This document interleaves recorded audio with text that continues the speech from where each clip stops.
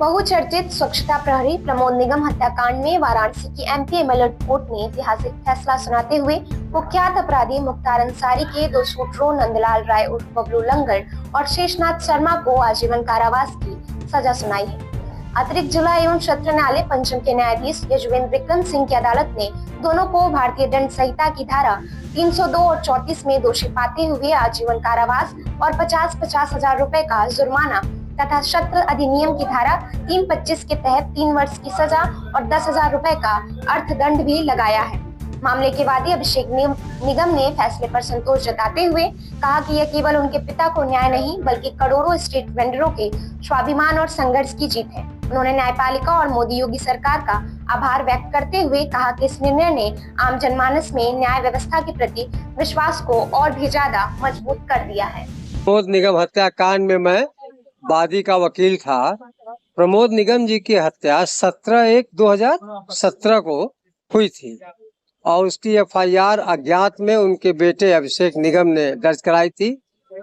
जांच के दौरान नंदलाल राय और शेषनाथ शर्मा दोषी पाए गए और जब पुलिस ने इन लोगों को गिरफ्तार किया 13/2 को, तो नंदलाल राय के पास से वो पिस्टल बरामद हुई जिससे उन्होंने हत्या किया था। दोनों के खिलाफ चार्जशीट आई 302/34 IPC 3/25 आर्म्स एक्ट में और मुकदमे का ट्रायल हुआ। ट्रायल के दौरान कुल 12 गवाहों ने हम लोगों ने प्रस्तुत किया। ट्रायल के दौरान अभियुक्त के वकीलों ने या अभियुक्त ने जानबूझ करके कुछ गवाहों से जिरह नहीं किया, जिसके कारण उनकी गवाही बंद कर दी गई। परंतु कई सालों के बाद उन्होंने हाई कोर्ट जा करके उन गवाहों को दोबारा तलब कराया और जब हाई कोर्ट ने दोबारा उनका बयान होने के लिए आदेश कर दिया, तो फिर ये गवाहों के घर जाकर उनको धमकाने लगा कि तुम लोग बयान करने मत जाना, जिसके परिणाम स्वरूप वादी मुकदमा ने कमिश्नर साहब को प्रार्थना पत्र दिया कि ये गवाहों को धमका रहा है। तब कमिश्नर के आदेश से गवाह को सुरक्षा मिली और पुलिस की सुरक्षा में आकर के उसने बयान दिया। कितने वर्ष की सजा हुई है, क्या जुर्माना लगाया? बता रहे। तो इतने गवाहों को परीक्षित करने के बाद उस मुकदमे का आर्गुमेंट हुआ और अदालत ने साक्ष्य के आधार पर पुख्ता सबूत पाते हुए दोनों अभियुक्तों को 302/34 IPC में आजीवन कारावास और 50,000 का जुर्माना और शेषनाथ को 3/25 आर्म्स एक्ट में 3 साल की सजा और 10,000 जुर्माने का आदेश आज किया है। वो जेल भेजे जा चुके हैं। ये किस ब्रांच में पूरा चला मुकदमा, कहाँ आया इसका?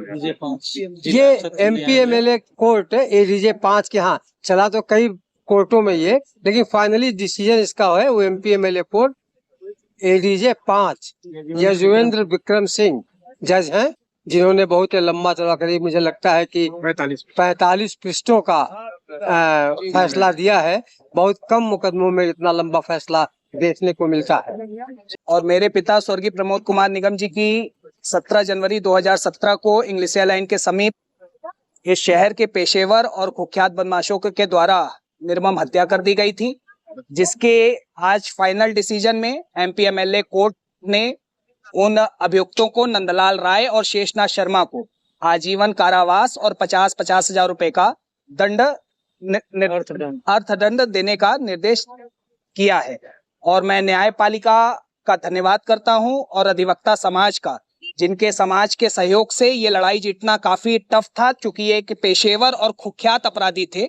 शहर के एक बड़े गैंग मुख्तार अंसारी गैंग से जुड़े हुए लोग थे। आए दिन हमारे आई विटनेस को, वादी मुकदमा को और तमाम तरीके से समाज में भय का वातावरण बनाए हुए थे।